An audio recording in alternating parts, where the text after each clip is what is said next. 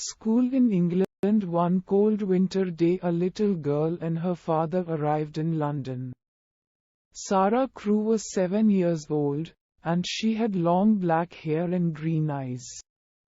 She sat in the cab next to her father and looked out of the window at the tall houses and the dark sky. "What are you thinking about, Sarah?" Mr. Crewe asked. "You are very quiet." He put his arm round his daughter. "What are you thinking about, Sarah?" Mr. Crewe asked. "I'm thinking about a house in India," said Sarah. "And the hot sun and the blue sky. I don't think I like England very much, father." "Yes, it's very different from India," her father said. "But you must go to school in London, and I must go back to India and work." "Yes, father. I know," said Sarah. "But I want to be with you. Please come to school with me. I can help you with your lessons." Mr. Crewe smiled, but he was not happy. He loved his little Sarah very much. And he did not want to be without her. Sarah's mother was dead, and Sarah was his only child. Father and daughter were very good friends. Soon they arrived at Miss Minchin's school for girls and went into the big house. Miss Minchin was a tall woman in a black dress. She looked at Sarah, and then gave a very big smile. "What a beautiful child," she said to Mr. Crewe. Sarah stood quietly and watched Miss Minchin. "Why does she say that?" she thought. "I am not beautiful. So why does she say it?" Sarah was not beautiful, but her father was rich. And Miss Minchin liked girls with rich fathers, because it was good for the school, and good for Miss Minchin, too. "Sarah is a good girl," Mr. Crewe said to Miss Minchin. "Her mother was French, so she speaks French well, she loves books, and she reads all the time. But she must play with the other girls and make new friends, too." Miss Minchin was a tall woman in a black dress. "Of course," said Miss Minchin. She smiled again. "Sarah is going to be very happy here, Mr. Crewe." Mr. Crewe stayed in London for a week. He and Sarah went to the shops, and he bought many beautiful, expensive dresses for his daughter. He bought books, and flowers for her room, and a big doll with beautiful dresses, too. Miss Minchin smiled, but she said to her sister Amelia, "All that money on dresses for a child of 7. She looks like a little princess, not a schoolgirl." Mr. Crewe bought many expensive dresses for his daughter. When Mr. Crewe left London, he was very sad. Sarah was very sad too, but she did not cry. She sat in her room and thought about her father on the ship back to India. "Father wants me to be happy," she said to her new doll. "I love him very much and I want to be a good daughter. So I must be happy." It was a very big and very beautiful doll, but of course it could not answer. Sarah soon made new friends in the school. Some little rich girls are not very nice children. They think they are important because they have money and lots of expensive things. But Sarah was different. She liked beautiful dresses and dolls. But she was more interested in people, and books, and telling stories. Now Sarah was important, and Lavinia did not like that. And so 3 years went by. Sarah's father wrote Tilda to her often. And Sarah wrote loving little letters back to him. One day a very exciting letter arrived. Everybody in the school talked about it for days. "My friend," wrote Mr. Crewe, "has some mines in northern India, and a month ago his workers found diamonds there. There are thousands of diamonds in these mines, these mines. But it is expensive work to get them out. My friend needs my help. So, little Mrs., this was Mr. Crew's special name for Sarah, I am putting all my money into my friend's diamond mines. And one day you and I are going to be very rich. There are thousands of diamonds in these mines. Sarah was not interested in money, but a story about diamond mines in India was exciting. Nearly everybody was very pleased for Sarah, but not Lavinia, of course. She said, my mother has a diamond. Lots of people have diamonds. What's so interesting about diamond mines? But there are thousands of diamonds in these mines, said Ermengarde.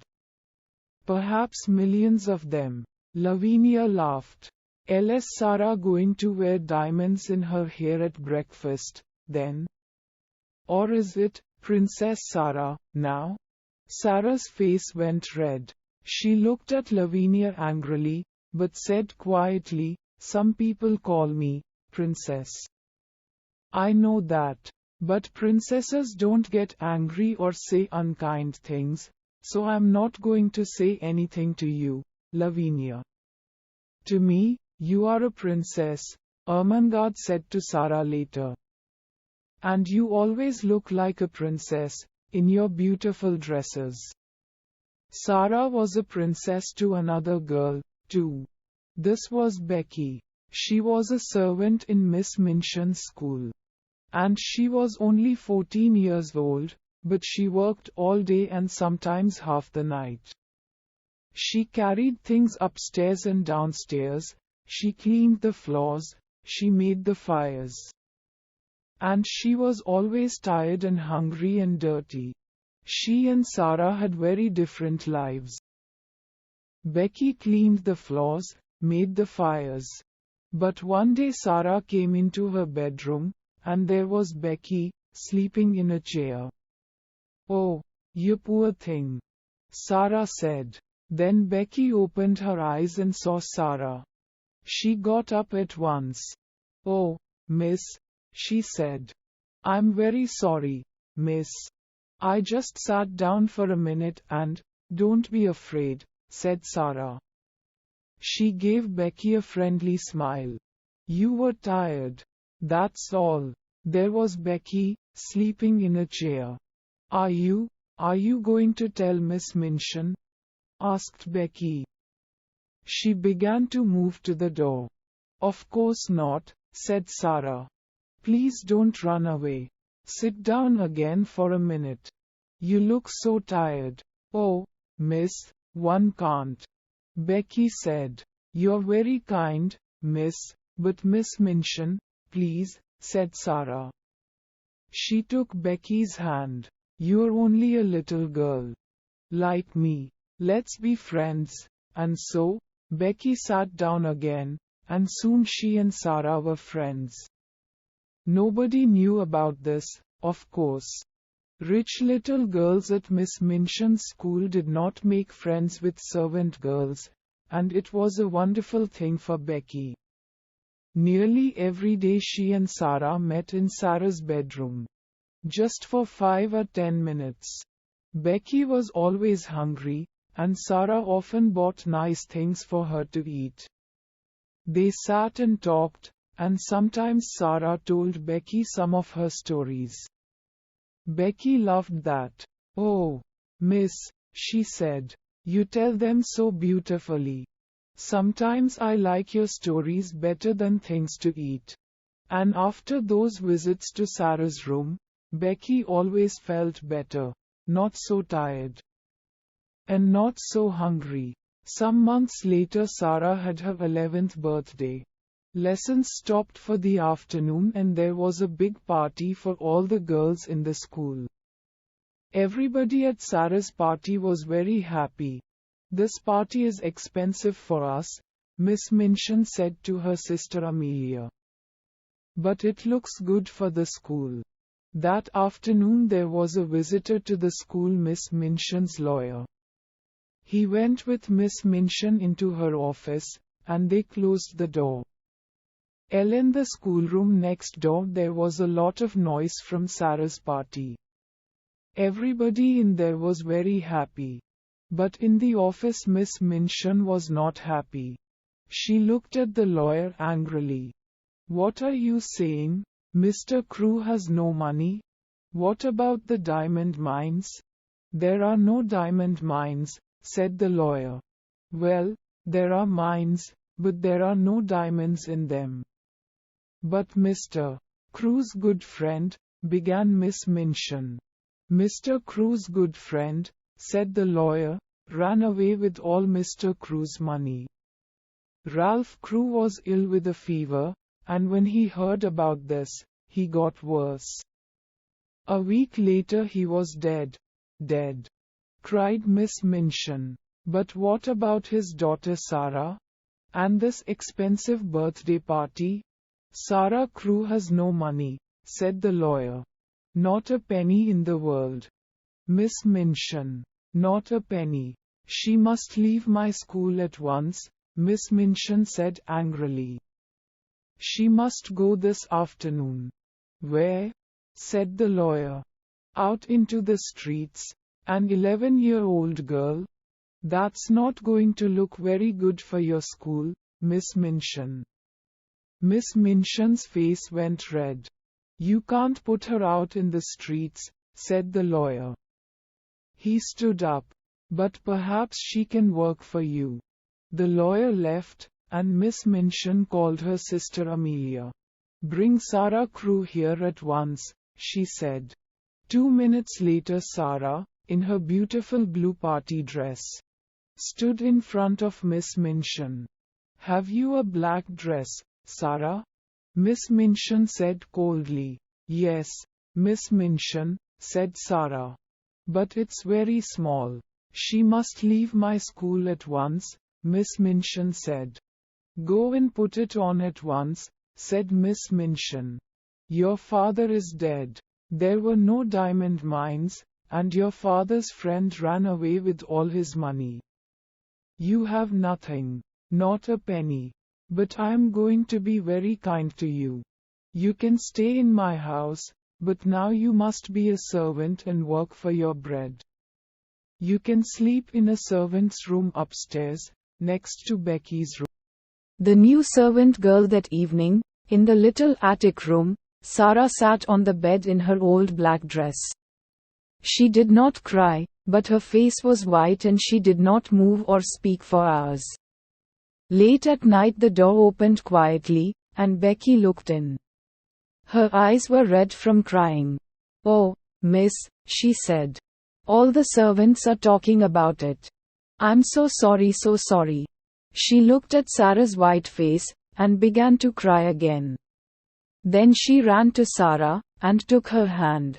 At last Sarah moved. Slowly, she turned her head and looked at Becky. "Oh, Becky," she said. And that was all. Becky ran to Sarah, and took her hand. That first night in the attic was very long. Sarah did not sleep. "Father is dead," she whispered, again and again. "Father is dead. I'm never going to see him again." The next morning Sarah's new life began. She learned to clean floors and to make fires. She ran upstairs and downstairs. And she worked in the kitchen. "Run down to the shops and get me some apples." The cook was a big woman with a red, angry face. "So," she said, "the little rich girl with the diamond mines is now a servant, eh?" She looked at Sarah. "Now, I'm making apple pies this morning. Run down to the shops and get me some apples. And be quick." So Sarah ran to the shops and carried a big bag of apples back to the house. Then she cleaned the kitchen floor and carried hot water up to all the bedrooms. She worked every day, from early in the morning to late at night. She helped in the school, too. "You speak French well," Miss Minchin said to her coldly. "So, you can teach French to the younger children. But you're only a servant. Don't forget that." The first months of Sarah's new life were very hard. She was always tired and hungry, but she never cried. At night, in her little attic, she thought about her father, dead in India all those miles away. I must be brave, she said. Father always wanted me to be brave. And I have a bed to sleep in, and something to eat every day. Lots of people don't have that. At first Sarah's only friend was Becky. Every day Becky came into Sarah's room. They did not talk much, but it helped Sarah a lot to see Becky's friendly, smiling face. The girls in the school were sorry for Sarah, but Sarah was a servant now, and they could not be friendly with a servant. Lavinia, of course, was pleased. One never liked Sarah Crew, she told her friends. And one was right about the diamonds. There weren't any.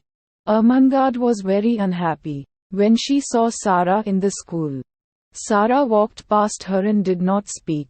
Poor Ermengarde loved Sarah and wanted to be friendly, but she was not clever, and she did not understand. "What are you doing here?"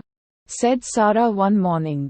Very early, she got quietly out of bed, went upstairs to the attics, and opened Sarah's door.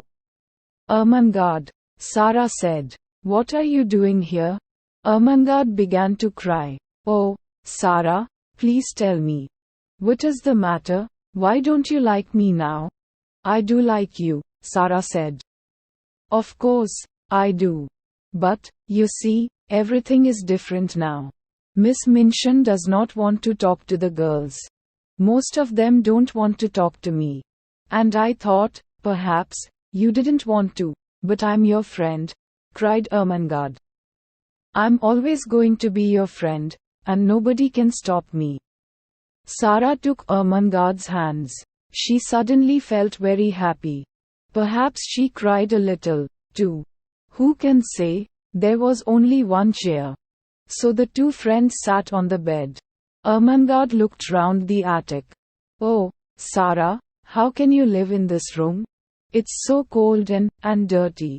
"Watch," Sarah said. "It's not so bad," said Sarah. "And I've got lots of friends. There's Becky in the next room, and, come and see." She moved the table under the window, and then she and Ermengarde stood on it and looked out of the window. Over the roofs of the houses. In her pocket Sarah had some small pieces of bread. She put her hand out of the window, with the bread on it. "Watch," she said. After a minute a little brown bird flew down to Sarah's hand and began to eat the bread. Then a second bird came, and a third, and a fourth. "Oh Sarah, how wonderful," said Ermengarde. "They know I'm their friend," said Sarah, "so they're not afraid. Sometimes they come into the room, too." Ermengarde looked across the roof to the next attic window. "Who lives in that house?" she asked. "Nobody," said Sarah sadly. "So I never see anybody at that window, and I can only talk to the birds." But one night, 2 or 3 weeks later, Becky came into Sarah's room.